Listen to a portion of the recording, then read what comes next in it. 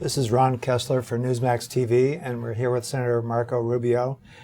Congratulations on your book. Thank you. It's really remarkable. It's riveting, it's detailed, it's candid, and inspiring. I don't know how you did it. It's really a great achievement. Thank you. It was easy. I was there, when these things happen, for most of them anyway. But it was a great project. I mean, what I enjoyed doing was being able to, first of all, go back and learn more about my family. And then certainly kind of makes you reflect on your own life. And in the process of writing a book, you come to conclusions that maybe you didn't have before you started the process. So it was a good process for me to do. Why did you decide to write the book at this particular point? Well, two things happened. One is I obviously got approached by people and asked me if I was interested in doing so, and then the second was when someone else announced they were writing a book about me, I felt it was important to have it as well in my own voice. I mean, why only have one book out there about me and it be by somebody else? And so that's really why I decided to do it. And then I enjoyed the process tremendously in the process of doing it. It really forces you to kind of stop for a second, reflect back on your life, and then try to share with readers the lessons that you've learned and how you've learned from your mistakes and from your successes, and hopefully inspire people, not just for public service, but hopefully to be, conservatives too.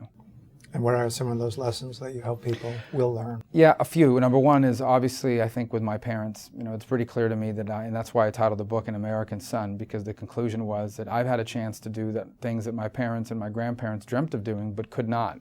And it wasn't because I was smarter than them or I worked harder than them or God loved me more than he loved them. It was because I was born a citizen of the single greatest nation in all of human history. I had a chance to do things that they didn't because I'm an American son. And that was certainly one of the, as much as anything else, the book is an ode to this country and a tribute to America and the exceptional values of our country. And then individually, I think, you admit to some human frailties. I talk about how in the campaign, when I was running for the U.S. Senate, I had doubts about whether I could win. And on some occasions, actually, tried to figure out how I can get myself out of there so I wouldn't be embarrassed by losing. And I talk about how my friends, and in particular my wife, really, even though she's not a political person or doesn't have any political ambition for me or for herself, really felt strongly that this was a race where we could make a difference. And without that, I'm not sure I would have stayed in a race like that. I talk about the lessons that when you run a campaign of the magnitude we ran, people look at every decision you've ever made through the most critical way possible, especially your political opponents. And the lessons to be taken from that is that when you're in public office, every decision you make is going to be viewed in the most negative way. And you try it. One of the lessons you learn is, though, you got to live your life. You can't, walk on eggshells all day. You certainly have to be careful that you never do anything perception-wise that people could come back and use against you in the future by your own doing. So these are lessons, among others, that we share with people in the book, and hopefully it'll inspire people and prevent people from making the mistakes I made, and inspire people to maybe reach for some of the accomplishments we've been able to make as well. One thing people often hate about politicians is that they're often phony, and you come across quite the opposite. Totally genuine and so candid. How was it difficult for you to be that candid at points? Well, I think there's this false notion out there that somehow candidates are supposed to be perfect in everything they've ever done, and I don't think that's realistic. The truth is that I entered public service at a very young age in my life. There are advantages to that, and there are disadvantages to that. And so certainly I don't do things the decisions I make today at 41 that I wouldn't have made at 21 or 31, because experience teaches us things. So, that's one of the lessons of it. There's a cost-benefit analysis to being in office early. I didn't plan to get into office early, kind of just started happening and found myself in situations where I had opportunities to continue in public service, and so we did. There was a lot of positives associated with that, and there were a few negatives that you learn and from. The second thing is I think readers deserve that. If someone's going to buy your book and spend time reading it, they deserve the truth. They deserve something that is candid and so that where you're sharing with them your lessons and what you've learned from your life, and you're also sharing with them the lessons from your family's life. And I think if you put together a book that's some sort of pamphlet on how great you are, people see through that. No one has walked through life without making decisions they didn't wish they could make again. That's just part of life, But what's important at the end of the day is the character of a person, which I think when it's tested is when it's revealed. And so all these are the things I wanted to share in a book, and to do so effectively, you got to be genuine about it. You mentioned your wife, Jeanette, and her role in some of the key decisions you made. What are a few of the really big ones that she urge you to go forward on? Well, the best way to understand Jeanette is she doesn't have any political ambitions for me or for her. She would be perfectly happy if I wasn't in public office and had a 9-to-5 job and came home every evening and coached my kids flag football team. And by the way, I would be happy with that too. But we've been called and given the opportunity to do something different at this point in our lives. And so she understands what that opportunity means. And I think more than anything else, when there were times in the campaign that perhaps I had doubt about whether I should be in the race because I couldn't win, she analyzed it differently. For her, it wasn't whether you could win or not.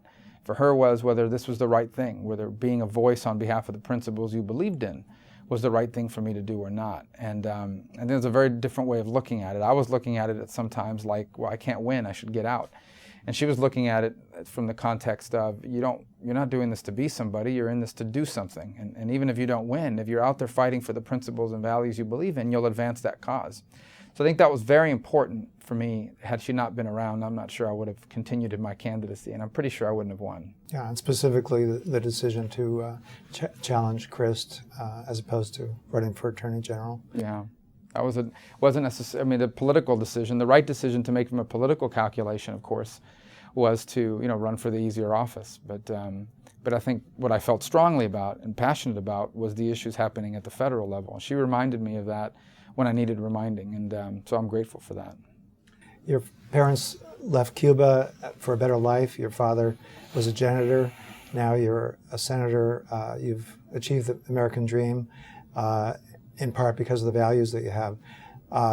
What about the fact that so many Hispanics have the same values, favoring free enterprise and hard work and not necessarily looking for handouts, but yet there's this disconnect that you write about between many Hispanics and the GOP. What can be done to woo them back to the GOP? I think you touch on an important point in that, anytime you come here from somewhere else, especially if you're 1 or 2 generations removed from that, you have a real sense of the want for economic empowerment, which the free enterprise system gives us, which other forms of economics don't. So I think that's critical and important. I think the second thing that I would point out about that is that the gateway issue, of course, is immigration. I mean, you often hear a lot of discussion about the immigration issue. And a lot of it is just tone. I mean, the notion that Hispanics are in favor of illegal immigration is not true. They live in communities that are negatively impacted by runaway illegal immigration. But I also think they understand that illegal immigrants aren't just a statistic. They're real people, and they know the stories of these real people. I mean, they know these people. They've met these people. They live among these people, and they feel pain for these people, even though they understand that what these people are doing violates the law. And so it's a difficult thing to balance. How do you balance those two things between the fact that we have to have immigration laws and they have to be followed, and the fact that these are real human beings, most of whom have come here in search of a better life for their children and their families. And the Hispanic community struggles with those two things because it's a balancing act. And I think when they hear politicians, and some of them are in the Republican Party, be shrill about that and only focus on the law and order aspect of it and not the human aspect of it, sometimes it catches people a little bit aback and maybe even causes them to tune out the rest of your message. So I think you can be for a legal immigration system that works. Understand that the people that are here illegally, many of them are here for reasons of leaving their family better off than themselves. It doesn't excuse what they did, but it helps you understand it. And I think the Republican Party, if it does a better job of talking about those issues, will have a real opportunity to make the economic case to the Hispanic community that the American free enterprise system is the only economic system in the history of the world where anyone from anywhere can accomplish anything. You were briefly, as a youngster, a member of the Mormon Church, and you still admire the values of Mormons. What's your reaction when you hear people say in a derogatory way, Mormons are not Christians? Well, I think I've always uncomfortable with sectarian or denominational division. My parents wanted, as I outlined in the book, my mom wasn't really, I don't think she really fully grasped Mormon theology. I was 8 years old at the time, so she was in her late 50s, but we had moved to Las Vegas, and she wanted to provide us with kind of a wholesome environment to live in. And we had cousins, an extended family that was in the church, and the church definitely did that. And I have nothing but fond memories of that wholesome environment that it provided. And I look back now, I have a lot of family members that are still in the LDS Church who have raised strong families and have contributed to their communities, and they use the lessons of their faith to do that. So I think that's a cause for admiration. And I think people should be careful when they say things about denominations because of that. But especially among Christians, I'm always troubled when I hear about denominational divisions. And I'm a Roman Catholic, and believe in the church and in all of its teachings, but I have tremendous admirations for my brothers and sisters in Christ and the job they do to bring people to salvation and the Word of God. You know, as a Jew, when I hear people say, well, he's not a Christian, or they're not Christians, that means that we Jews are really, really in the lowest category of all. But people don't think like that. Well, again, I think it's always, I don't ever like to hear the sectarian divisions. And I made an observation years ago when I was the Speaker of the House that if you're really into Christianity, it's impossible for you to be anti-Judaism or all of our faiths derive their source from we're all basically from the tree of Abraham. So I think it would be silly for anyone to take positions like that. And I think that's why when people make these arguments, they should be more careful about the things they say. You write about your faith in the book, and you are now a Catholic, devout Catholic. How has faith shaped your life?